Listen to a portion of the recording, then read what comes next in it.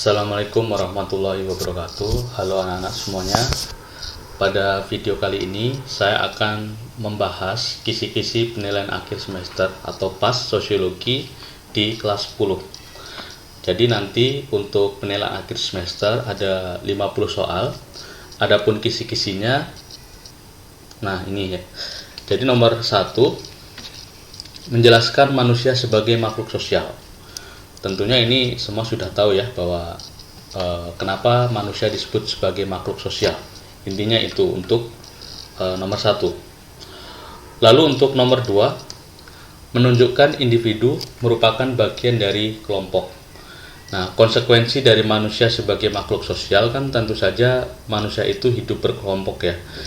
Dia berada di tengah-tengah kelompok, dia berada di tengah-tengah masyarakat. Seperti misalnya ketika kalian nanti masuk sekolah, kalian kan pasti berada di tengah-tengah kelompok. Nah, ada kegiatan yang mana kadangkala seorang individu itu ya memang dia manusia bisa disebut sebagai makhluk individu atau makhluk sosial. Kalau makhluk individu ya dia dengan dirinya sendiri gitu ya. Kalau makhluk sosial itu yang aktivitas yang dilakukan ketika dia berbaur dengan orang lain, berada di tengah-tengah kelompok. Nah, kalian diminta untuk menunjukkan mana suatu tindakan ya yang menunjukkan bahwa individu itu merupakan bagian dari kelompok, seperti itu. Lalu yang nomor 3, menjelaskan alasan individu unik. Gitu. Jadi kan identitas manusia itu kan sangat beragam ya. Dimulai dari ciri fisik, lalu dari karakter, lalu dari ciri sosial, budaya, banyak sekali ragamnya. Nah, kalian diminta untuk memberikan penjelasan kenapa sih individu itu unik. Itu untuk soal nomor 3. Lalu untuk nomor 4, mengidentifikasi identitas individu berdasarkan suatu hal tertentu. Nah, kadangkala kita bisa mengenali seseorang, ini pasti orang dari Batak nih. Ini pasti orang nih dari Papua nih.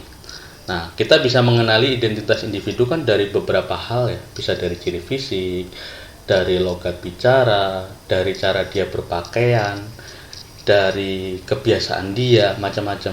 Nah, jadi nanti ada ilustrasi. Kalian diminta untuk mengidentifikasi kira-kira identitas individu berdasarkan ilustrasi itu didasarkan pada apa, seperti itu. Lalu nomor 5, menjelaskan faktor pembentukan identitas individu. Ya, jadi seseorang mempunyai identitas atau kepribadian itu kan faktor penyebabnya banyak sekali ya. Bisa berkaitan dengan faktor genetis, bisa berkaitan dengan pengalaman, berkaitan dengan kelompok, berkaitan dengan kebudayaan, bahkan juga lingkungan geografis mempengaruhi ya. Jadi nanti ada suatu ilustrasi, lalu kalian diminta untuk memberikan penjelasan kira-kira si A ini memiliki identitas seperti ini, faktor penyebabnya apa, seperti itu. Itu untuk soal nomor 5. Nah, selanjutnya di nomor 6, memberikan makna terhadap suatu hal yang mempengaruhi kepribadian individu. Nah, ini masih berkaitan dengan soal nomor 5 tadi ya. Jadi faktor pembentukan kepribadian individu itu dipengaruhi oleh beberapa hal. Baik itu faktor genetis, kelompok, pengalaman, kebudayaan, dan lain sebagainya. Jadi untuk nomor 6 ini saya membuat soal seperti misalnya begini. Ada seorang anak yang dia menjadi anak yang sangat pemalu, atau menjadi anak yang sangat tidak percaya diri karena mungkin disebabkan oleh pendidikan di dalam keluarganya. Atau ada juga anak yang memang dia sangat percaya diri karena memang keluarganya memberikan kebebasan, orang tuanya selalu mensupport. Nah, artinya di sini kepribadian individu itu dipengaruhi oleh suatu hal. Nah, nanti kalian diminta untuk memberikan makna terhadap hal yang mempengaruhi kepribadian individu tersebut. Tuh. Lalu yang nomor 7, menjelaskan alasan faktor kelompok cukup signifikan mempengaruhi kepribadian individu.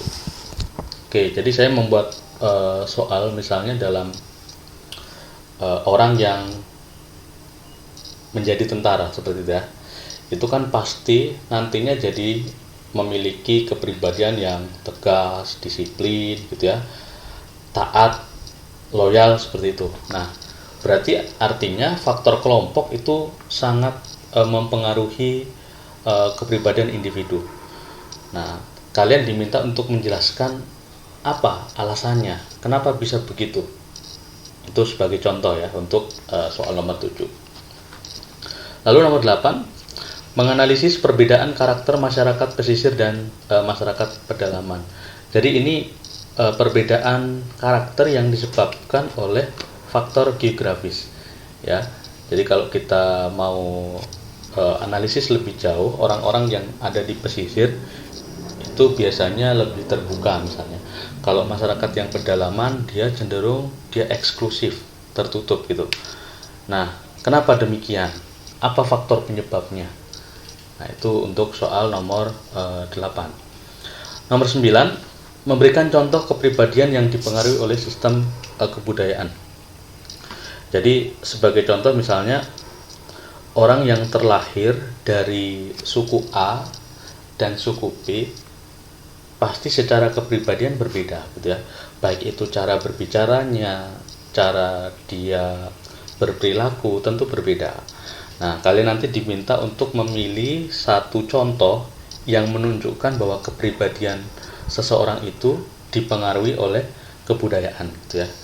Jadi mungkin nanti pengecohnya bisa kepribadian yang dipengaruhi oleh faktor genetis atau kepribadian yang dipengaruhi oleh faktor geografis seperti itu. Itu untuk nomor 9. Dan yang nomor 10, menjelaskan alasan perbedaan karakter antara suku A dengan suku B ya. Jadi ini hampir sama dengan yang tadi sudah saya sebutkan. Kenapa si suku A di Indonesia itu identik atau orang memberikan stereotip punya karakter yang seperti ini dan suku B punya karakter yang seperti ini. Apa faktor yang menyebabkan perbedaan karakter itu? Nah, itu untuk soal nomor 10. Nah, sekarang nomor 11 ya. Menjelaskan penyebab perbedaan karakter dua anak kembar. Jadi ini saya membuat soal, ada dua anak kembar, dia memiliki pekerjaan yang berbeda, dan dia juga memiliki karakter yang berbeda, walaupun dia dibesarkan dalam satu keluarga yang sama. Nah, kalian nanti bisa menganalisis kenapa terjadi perbedaan karakter padahal dia merupakan anak kembar dan dibesarkan di dalam satu keluarga yang sama. Nah, itu kalian bisa menganalisis itu untuk nomor 11. Lalu untuk nomor 12, menjelaskan peran penting sosialisasi dari orang tua untuk membentuk dalam membentukan karakter anak. Ya, jadi ada anak yang kalau ngomong itu cenderung kasar gitu ya.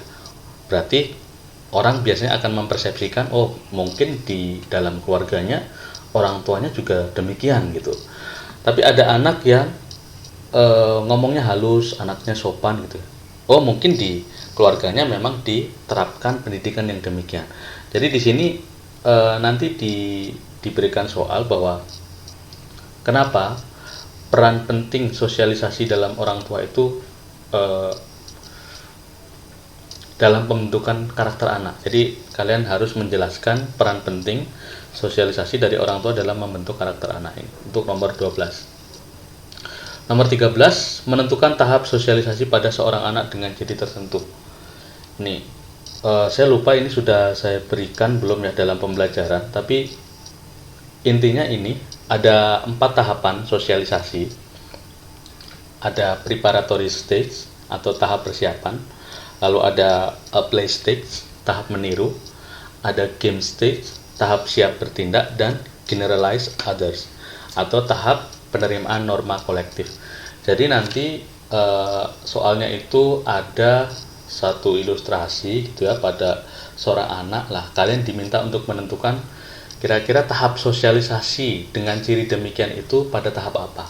Apakah preparatory stage, play stage, game stage, atau generalized others tadi yang saya sebutkan. Lalu yang nomor 14, menjelaskan faktor penyebab orang membentuk kelompok. Nah, saya kira ini sudah jelas ya kenapa orang membentuk kelompok. Nah, ini. Terus yang nomor 15, menjelaskan pengaruh media massa terhadap pembentukan identitas kelompok tertentu. Ini pernah kita bahas ya bahwa peran media massa dalam pembentukan identitas kelompok itu sangat luar biasa. Ada kelompok yang mendapatkan label positif dari masyarakat karena media massa sering memberitakan sesuatu yang baik dari kelompok itu. Ada juga yang kelompok itu sering mendapatkan cibiran dari masyarakat karena media massa sering menampilkan kegiatan yang oleh kelompok itu yang buruk-buruk misalnya. Jadi di sini kalian harus menjelaskan pengaruh media massa terhadap pembentukan identitas kelompok tertentu. Nah, sekarang nomor 16, menjelaskan konsekuensi perasaan in-group terhadap suatu kelompok. Nah, konsekuensi perasaan in-group atau in-group feeling ya. Jadi ketika terdapat hubungan antar kelompok, nah biasanya ada perasaan in-group dari tiap anggota kelompok. Jadi misalnya kalau ada kelompok A berinteraksi dengan kelompok B padahal mereka bermusuhan, biasanya in-group feeling atau perasaan in-group dari anggota kelompok A ini semakin kuat gitu. Begitu juga dari kelompok B tadi. Nah, jadi kalian hanya diminta untuk menjelaskan konsekuensi dari perasaan in-group terhadap suatu kelompok. Lalu yang nomor 17, menyimpulkan dampak hubungan antar kelompok. Nah, ini kalau ada kelompok A dengan kelompok B, apalagi kelompok ini berseberangan, berbeda paham, ataupun ideologi, atau berbeda kepentingan. Nah, ketika mereka berhubungan, kira-kira dampak apa yang ditimbulkan? Nah, itu untuk nomor 17. Lalu untuk nomor 18, menunjukkan pernyataan yang benar terkait perlunya hubungan sosial. Jadi ada beberapa pernyataan gitu ya. Intinya kalian diminta untuk memilih yang mana yang merupakan suatu pernyataan yang menunjukkan bahwa manusia itu memerlukan yang namanya hubungan sosial. Itu untuk nomor 18. Sedangkan untuk nomor 19, menyimpulkan ciri hubungan sosial. Nah, jadi ciri hubungan sosial ini kan terkait dengan ada dua orang atau lebih, lalu ada komunikasi, lalu biasanya ada tujuan yang ingin dicapai dan lain sebagainya. Jadi silahkan nanti dipelajari untuk apa saja sih ciri-ciri dari hubungan sosial. Lah kalian nanti diminta untuk menyimpulkan itu. Nah, nomor 20, menentukan sifat hubungan sosial berdasarkan contoh kasus.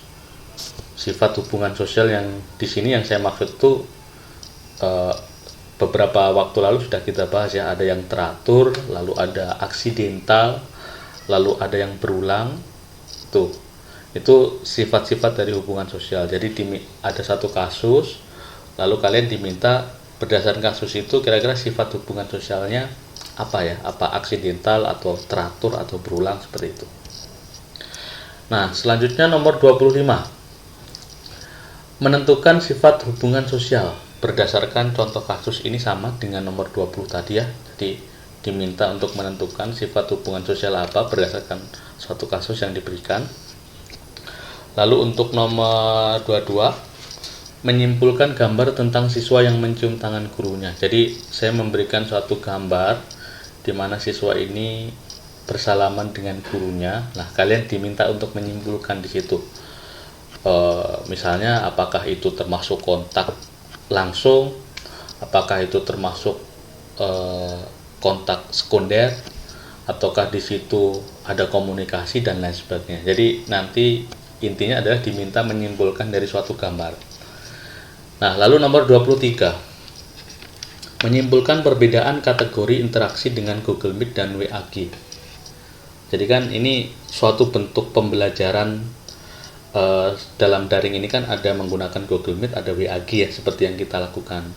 Oh, kalau Google Meet itu berarti terjadi kontak apa ya? Apa kontak primer ataukah terjadi kontak sekunder? kalau misalnya saya dengan kalian di suatu kelas, apakah hubungannya itu antar kelompok atau individu dengan kelompok, atau juga ketika kita berkomunikasi lewat WA itu dia modelnya seperti apa, atau apakah dia merupakan kontak langsung atau bukan, intinya seperti itu ya. Jadi diminta untuk menyimpulkan.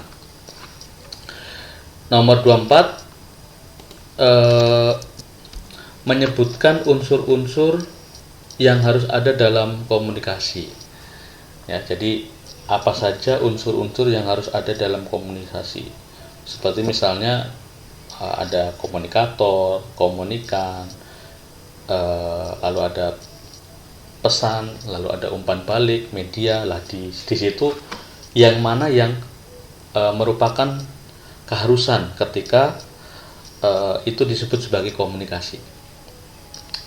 Nah, nomor 25, menentukan faktor yang mempengaruhi interaksi sosial. Ini berkaitan dengan itu ya, empati, sugesti, imitasi, identifikasi, motivasi, seperti itu ya. Jadi ada satu kasus lah, kira-kira faktor yang mempengaruhi dari interaksi sosial atau hubungan sosial itu yang mana, seperti itu. Nah, lanjut di nomor 26, menentukan faktor yang mempengaruhi interaksi sosial. Ini sama dengan yang nomor 25 tadi ya. Jadi ada ilustrasi kasusnya. Nah, kira-kira yang mempengaruhi interaksi sosial itu tadi apa? Apakah sugesti, imitasi, simpati, empati, seperti itu. Lalu nomor 27, menyebutkan tokoh yang mencetuskan teori tindakan sosial. Nah, ini silahkan dicari ya, kira-kira yang mencetuskan teori tindakan sosial itu siapa. 28, memberi contoh kasus tindakan rasional instrumental. Nah, ini kan ada berdasarkan teori tindakan sosial ini kan ada 4 tipe ya. Jadi ada tindakan rasional instrumental, tindakan rasional berorientasi nilai, tindakan afektif, dan tindakan tradisional. Nah, contoh dari tindakan rasional instrumental itu yang seperti apa? Tuh, berarti kalian harus memahami dulu apa yang dimaksud dengan tindakan rasional instrumental. Terus nomor 29, nah kalau ini diminta untuk menentukan tipenya. Jadi 29, 30 sama ya. Jadi ada ilustrasi kasus seperti itu ya. Kalian diminta untuk menentukan itu termasuk tipe tindakan sosial yang mana. Itu apakah tindakan rasional instrumental, apakah tindakan afektif, apakah tindakan tradisional, seperti itu. Nah, jadi pelajari baik-baik untuk tipe-tipe tindakan sosial ini. Nah, nomor 31, menjelaskan teori interaksionisme simbolik atau simbolis. Nah, ini tinggal dibaca ya. Di video sebelumnya sudah saya jelaskan apa yang dimaksud dengan teori interaksionisme simbolik. Nomor 32, memilih pernyataan yang sesuai dengan konsep proses asosiatif. Ini kan ada 2 ya. Ada proses sosial asosiatif dan proses sosial disosiatif. Nah, kira-kira yang dimaksud dengan proses sosial asosiatif itu yang mana? Yang seperti apa? Nah, berarti nanti kalau memilih berarti biasanya ada 5 pilihan. Nah, yang benar 3. Yang mana yang kira-kira termasuk dalam proses asosiatif? Terus nomor 33, menentukan jenis proses sosial asosiatif. Nah, ini jenisnya ya. Jadi ada kooperasi, ada koalisi, lalu ada bargaining, joint venture. Yang mana yang kira-kira sesuai dengan soal itu? Itu untuk nomor 33 sampai 35. Nah, sekarang nomor 36. Nah, ini mengidentifikasi ciri umum koersi. Koersi itu salah satu bentuk dari akomodasi. Nah, silahkan dicari kira-kira koersi itu yang seperti apa sih?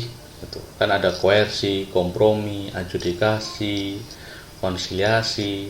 Nah, dicari penjelasannya koersi itu yang seperti apa.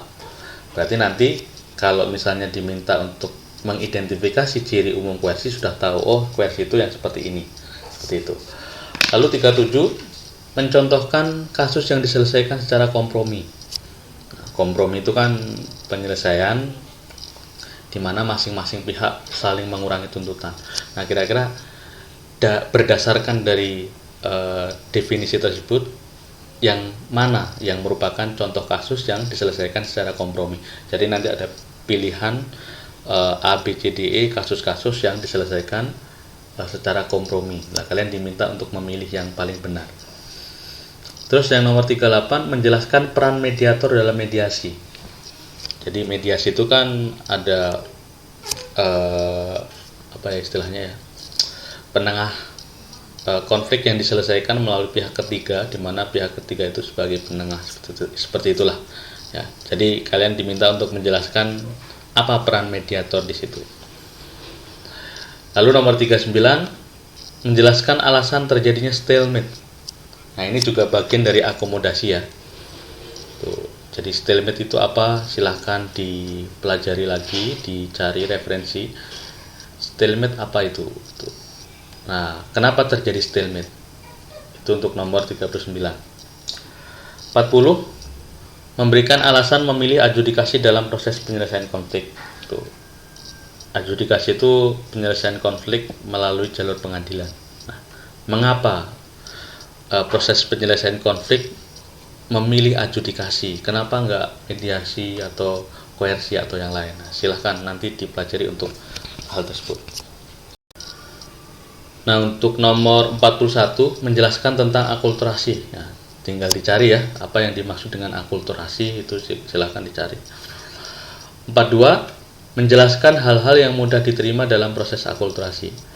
Di video sebelumnya sudah saya bedakan ya, ada hal-hal yang mudah diterima dalam proses akulturasi, ada juga hal-hal yang sulit diterima dalam proses akulturasi.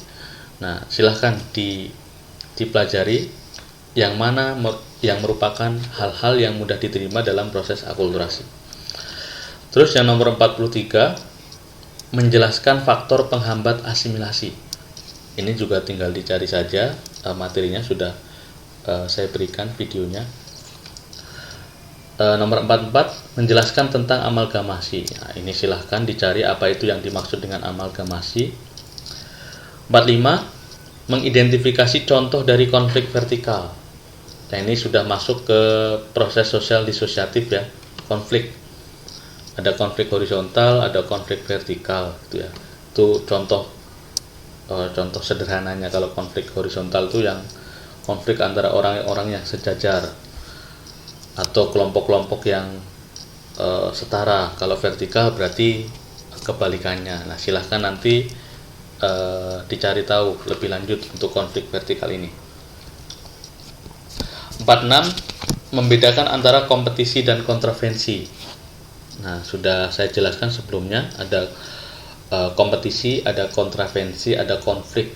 Nah, di sini kalian diminta untuk membedakan perbedaan antara kompetisi dan kontravensi. 47, menganalisis dampak positif hubungan sosial. Ini saya kira gampang ya. Ketika terjadi hubungan sosial, apa dampak positifnya, seperti itu. Terus 48, menganalisis dampak negatif. Nah, ini juga analisis, jadi tidak perlu dicari materi kalau ini, karena modelnya menganalisis. 49 dan 50 ini menjelaskan fungsi dari salah satu contoh institusi sosial ya. Di sini saya memberikan soal tentang fungsi aparat keamanan dan menjelaskan fungsi dari lembaga pendidikan. Tuh, kalau ini ada. Kalau fungsi lembaga pendidikan ini ada untuk materinya, seperti itu. Itu saja yang bisa saya jelaskan untuk kisi-kisi penilaian akhir semester mata pelajaran sosiologi. Terima kasih.